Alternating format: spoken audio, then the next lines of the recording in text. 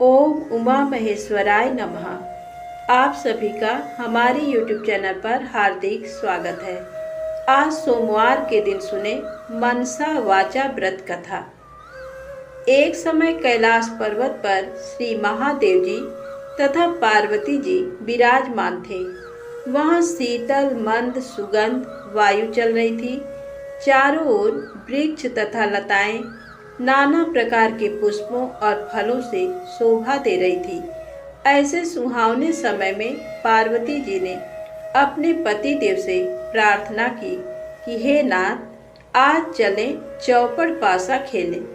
तब महादेव जी ने उत्तर दिया कि चौपड़ पासा के खेल में छल कपट बहुत होता है, सो कोई मध्यस्थ हो तो खेला जाए।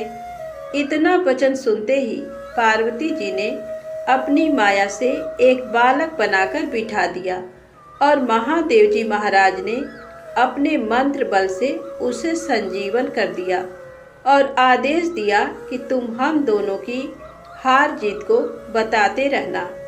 ऐसा कहकर श्री महादेव जी महाराज ने पासा चलाया और पूछा कि बताओ कौन जीता और कौन हारा है। तब उस पुत्र ने उत्तर दिया कि महादेव जी जीते और पार्वती जी हारे हैं। फिर दूसरी बार पासा चलाकर महादेव जी ने पूछा तो उस बालक ने यही जवाब दिया कि महादेव जी जीते और पार्वती जी हारे हैं। इसी प्रकार तीसरी बार भी पासा चलाकर पूछा तो अब की बार महादेव जी हार गए थे। परंतु बालक ने विचार किया कि यदि मैं महादेव जी को हारा हुआ बताऊंगा तो ये मुझे श्राप दे देंगे। ऐसा सोचकर उसने फिर यही कह दिया कि महादेव जी जीते हैं। तब झूठ बोलते हुए उस बालक को माता पार्वती जी ने श्राप दे दिया कि तेरे शरीर में कोढ़ हो जाए और तू निर्जन वन में भटकता फिरे।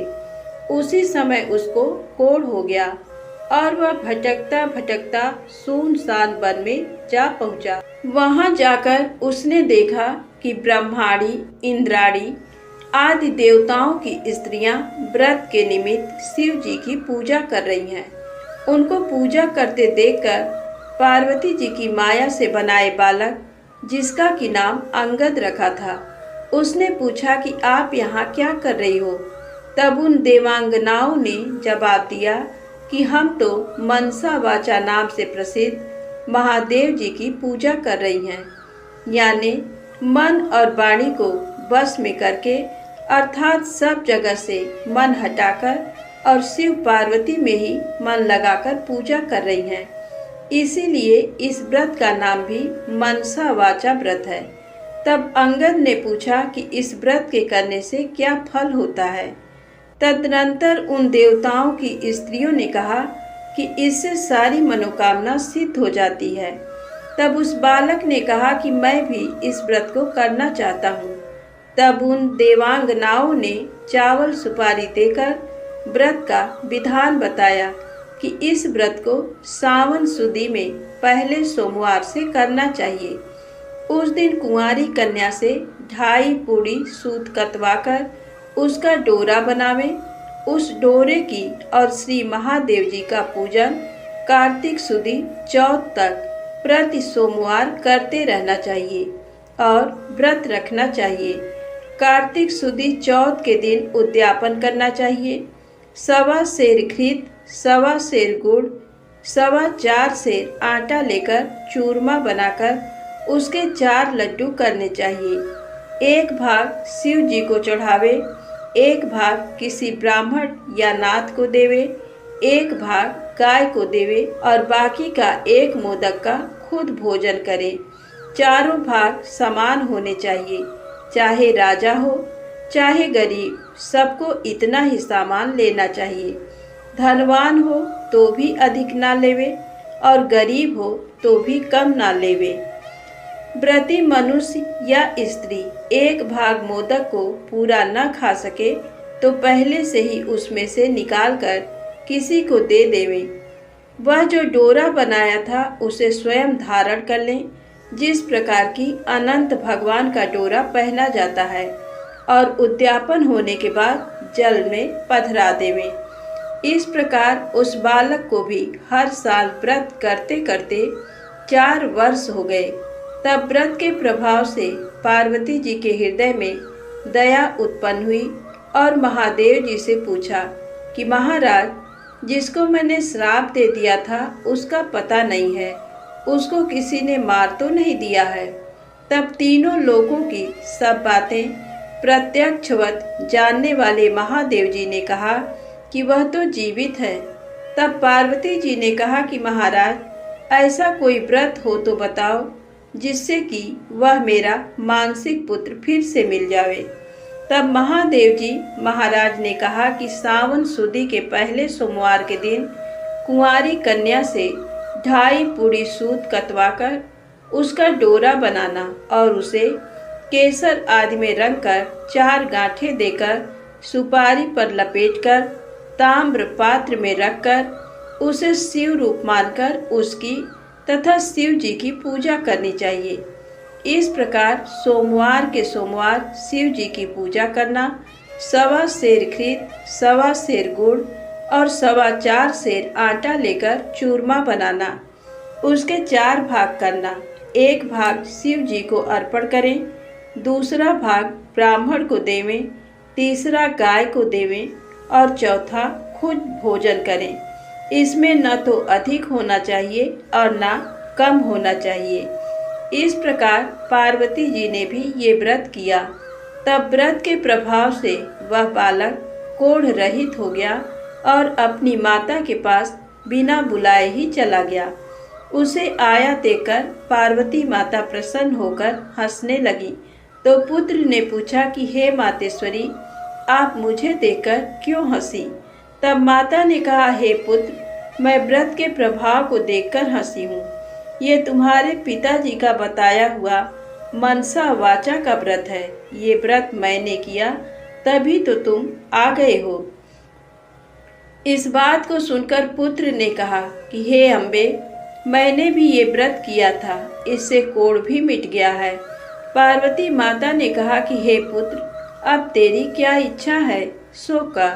तब उस पुत्र ने कहा कि हे मातेश्वरी, मुझे उज्जैन नगरी का राज्य करने की और वहाँ की राजकुमारी से ब्याह करने की इच्छा है। तब पार्वती जी ने कहा कि जा, तुझे उज्जैन का राज मिल जाएगा, तू फिर इस मनसा वाचा के व्रत को कर ले। इस प्रकार उसने 4 वर्ष ये उत्तम व्रत किया। तब उसे उज्जैनी का राज्य मिल गया। अब नारद जी राजा युधिष्ठिर से कह रहे हैं कि उसे राज्य किस प्रकार मिला सो सुनो। उज्जैन के राजा रानी वृद्ध हो गए थे। उनके कोई पुत्र नहीं था, केवल एक राजकुमारी थी। राजा रानी ने सोचा कि इस कन्या का विवाह किसी राजकुमार से करके उसको राज्य दे देवे। ऐसा निश्चय कर एक स्वयंवर रचा, जिसमें देश देश के राजकुमार आए।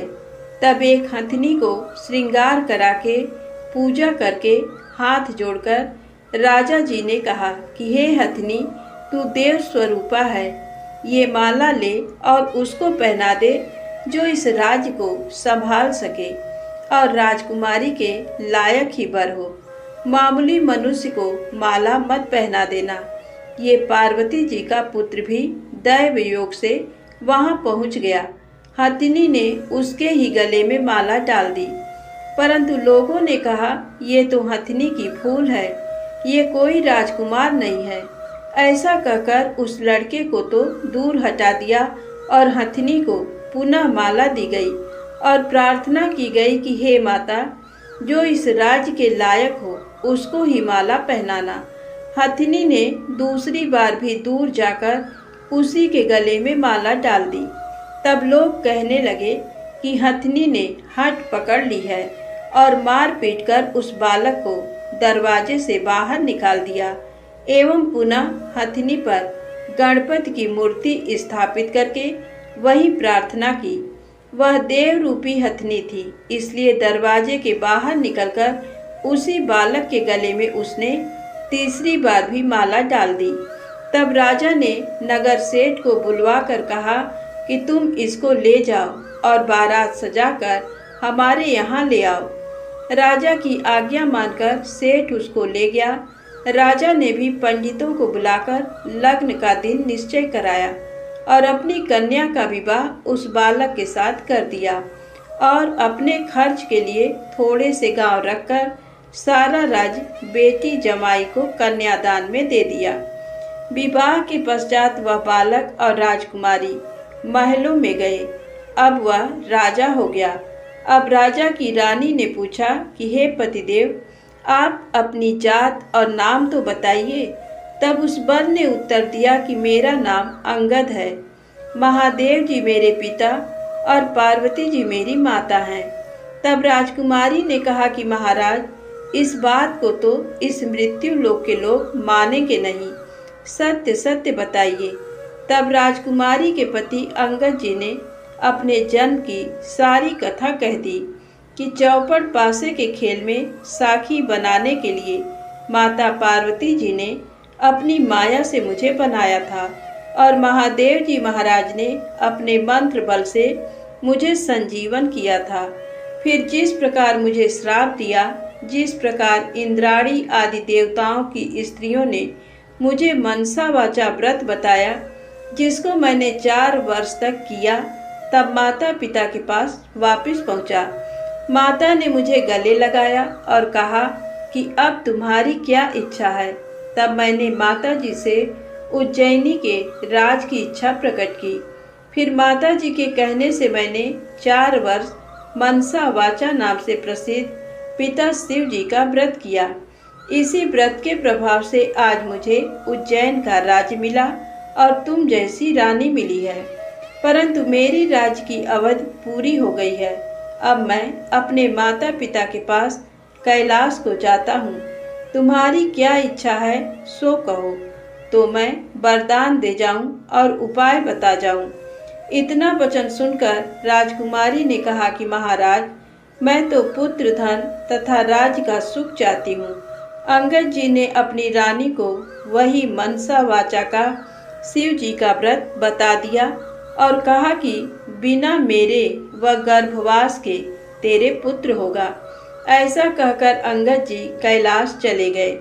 पति की आज्ञानुसार राजकुमारी ने 4 वर्षों तक ये उत्तम व्रत किया। इससे महादेव जी प्रसन्न हो गए। एक दिन इस रानी ने दासी से कहा कि जा जल की झारी ले आ, मैं दातून करूंगी। दासी ऊपर गई तो क्या देखती है कि सोने की पालकी में एक छोटा सा सुंदर बालक सो रहा है और मुंह में अंगूठा चूस रहा है। दासी ने जाकर रानी जी से ये बात कही। रानी जी ने जाकर बालक को उठा लिया और भगवान शंकर जी से प्रार्थना की कि हे प्रभु, यदि आपने ये बालक दिया है तो मेरे स्तनों में से दूध की धारा भी निकलनी चाहिए। इतना कहते ही उसके स्तनों में दूध आ गया। इस प्रकार वह बालक बड़ा होने लगा। एक दिन उस बालक ने अपनी माँ से पूछा कि हे माँ, मेरे पिता कौन है और उनका क्या नाम है। तब उस रानी ने कहा कि तेरे पिता तो अंगद जी हैं और महादेव पार्वती जी तेरे दादा दादी हैं। तब बालक ने, जिसका कि नाम फूल कंवर है, अपनी माता से कहा कि इस बात को तो मृत्यु लोक में कोई नहीं मानेंगे। तब माता ने पुत्र को वह सारी कथा कह सुनाई कि तुम्हारे पिता अंगद जी की उत्पत्ति पार्वती जी की इच्छा व माया से हुई और महादेव जी ने उनको संजीवन किया था। शिव पार्वती के चौपड़ पासा के खेल में झूठ बोलने से माता ने उनको श्राप दे दिया, जिससे वे कोढ़ी हो गए और उनको वन में भटकना पड़ा। तब मनसा वाचा के व्रत करने से वे भले चंगे हो गए और माता पार्वती से उनका पुनर्मिलन हो गया। अपनी माता पार्वती के कहने से तुम्हारे पिताजी ने फिर मनसा वाचा शिव जी का व्रत किया। तब उनको उज्जैन का राज्य मिल गया व उनका मुझसे विवाह हो गया। उनकी अवधि कुछ ही दिन की थी, इसलिए वे तो अपने माता पिता के पास कैलाश चले गए और उनके बताए हुए व्रत को 4 वर्ष करने से बिना गर्भवास के ही तुम मेरे यहाँ पुत्र रूप से प्रकट हुए हो। अब तुम्हारी क्या अभिलाषा है सो मुझे बताओ। माता के वचन को सुनकर पुत्र ने कहा कि हे माता, मेरी इच्छा चेदिराजा की कन्या से विवाह करने की है, क्योंकि मैंने उसकी प्रशंसा सुनी है। तब माता ने कहा कि हे पुत्र, तू भी मनसा वाचा का व्रत कर। इस व्रत के करने वाले के लिए कुछ भी दुर्लभ नहीं है। पुत्र ने भी 4 वर्ष तक व्रत किया। तब भगवान शंकर जी ने चेदिराजा को स्वप्न में आदेश दिया कि मेरे कहने से तू अपनी राजकुमारी का विवाह उज्जैन के राजकुमार से कर दे। चेदिराज ने भगवान शिव जी के वचन माने और अपनी कन्या का विवाह उज्जैन के राजकुमार से कर दिया। अब वह राजा हो गया। एक दिन वह शिकार खेलने वन में गया। वहां उसके कोई शिकार हाथ नहीं आया। भूख प्यास से व्याकुल होकर वह एक बाग में जाकर आराम करने लगा। दैव योग से वहां कोई ब्राह्मण आ गया।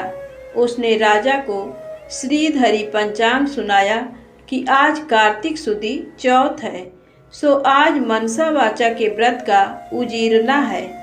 राजा ने कहा कि महाराज, मुझसे तो भूल हो गई, आप हमें अब पूजन करा दें। ब्राह्मण ने पूजा के लिए शहर में रानी जी को खबर भेजी कि राजा साहेब शिकार के लिए यहाँ वन में ठहरे हुए हैं।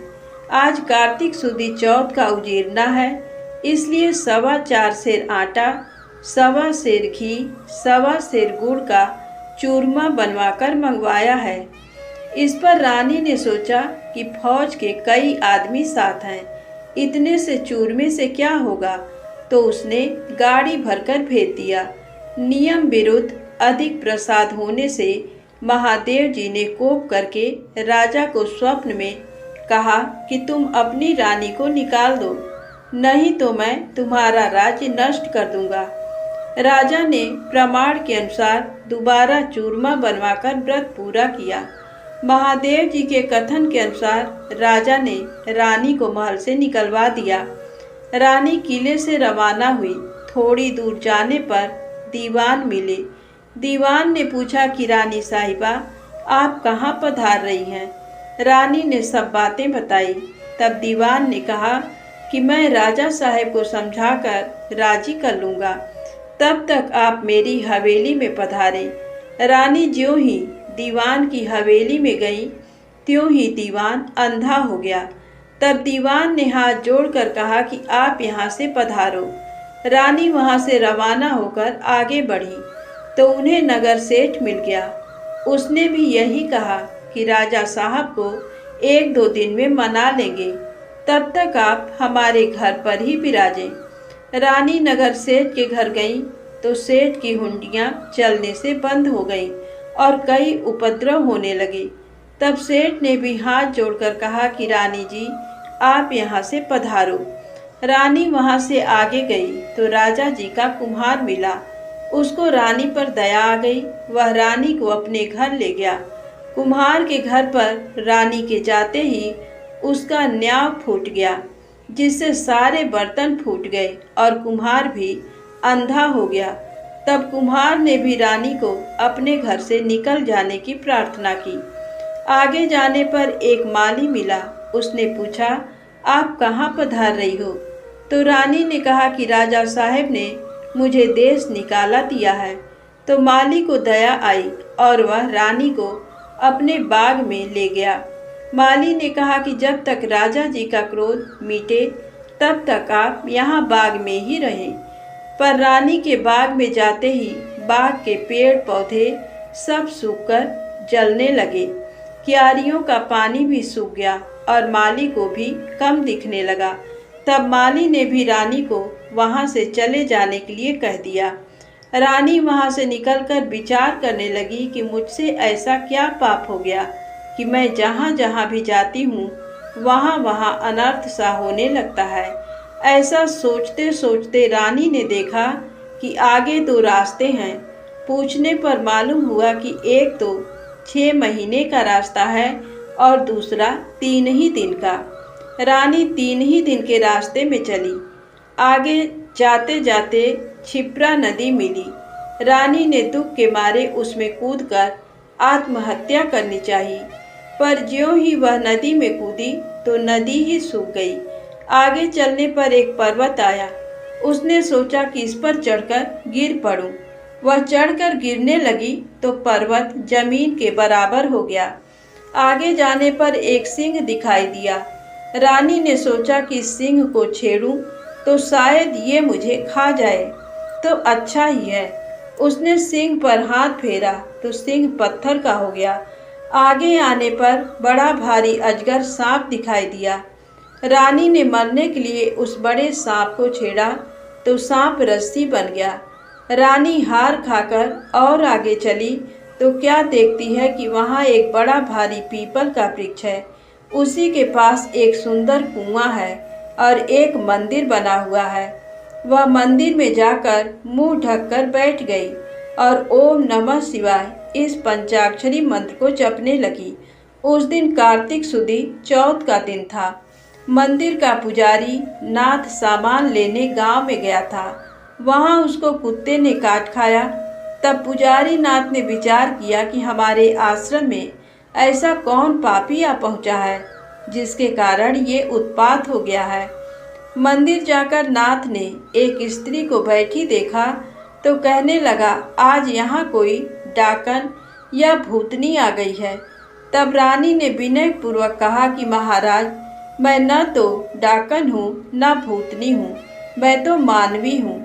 आकाश की घेरी और जमीन की झेली हुई दुखी स्त्री हूँ। यदि आप मुझे धर्म की बेटी बनाओ तो अपना सारा भेद कहूँ।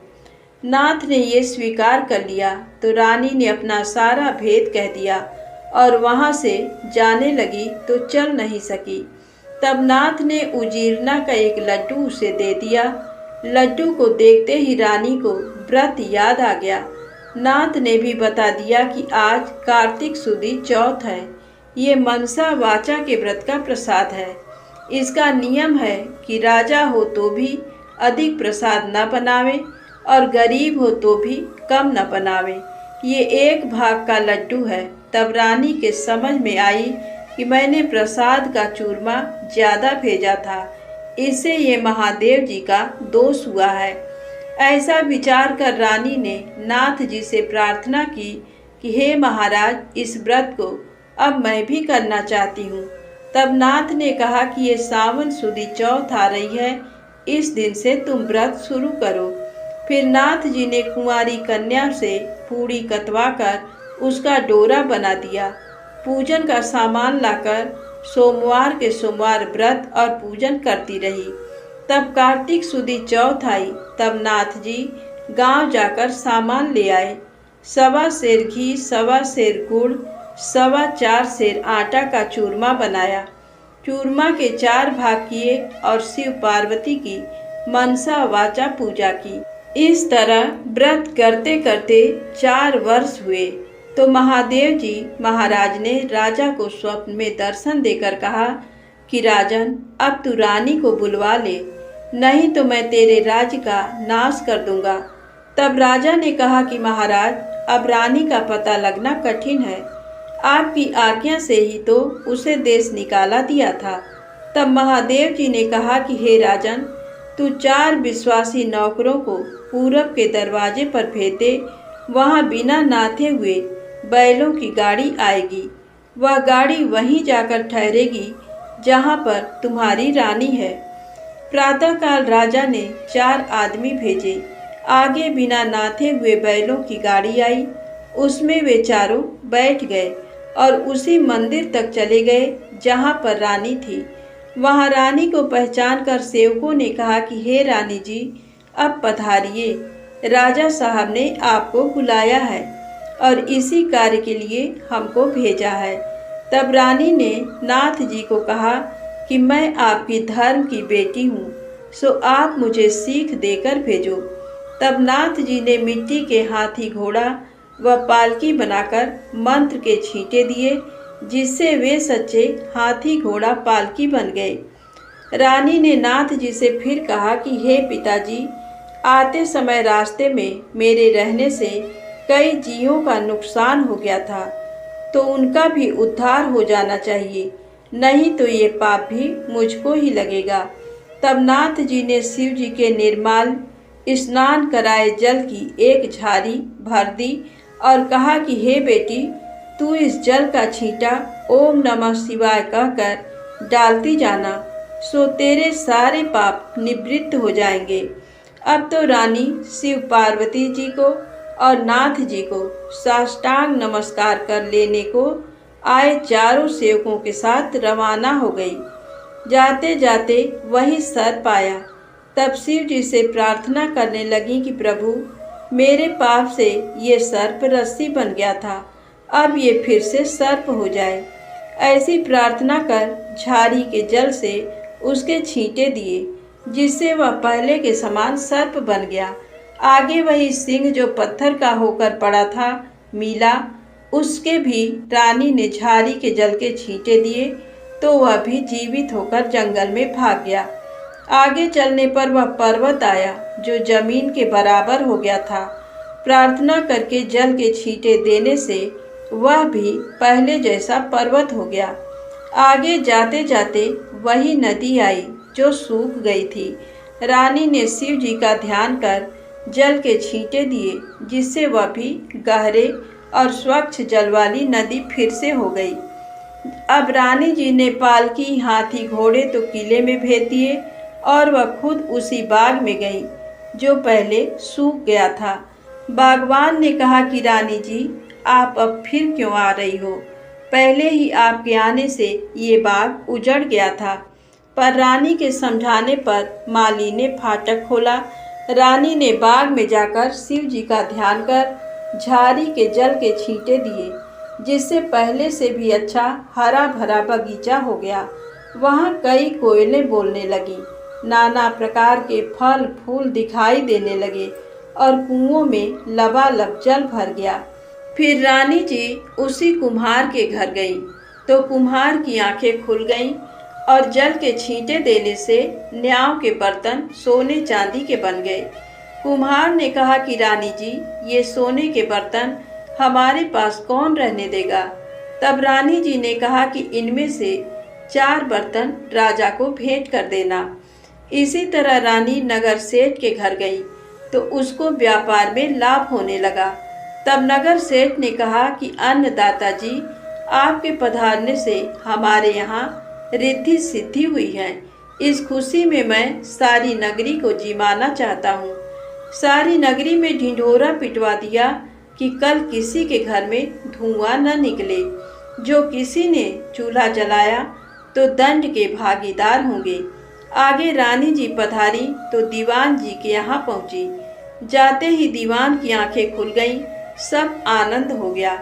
अब रानी साहिबा किला में पधारी। राजा जी ने उनका अच्छा स्वागत किया। नगर सेठ ने सारे नगर को जिमाया और किले में जाकर रानी जी से अर्ज की कि अन्नदाता जी, अब आप भी आरोगिए।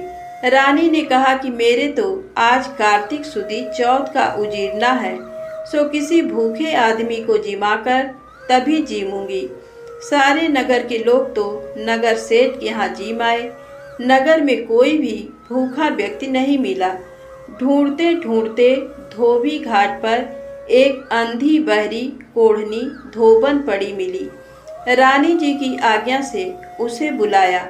रानी जी ने उसे स्नान कराया। स्नान कराते ही उसका सारा कोढ़ मिट गया।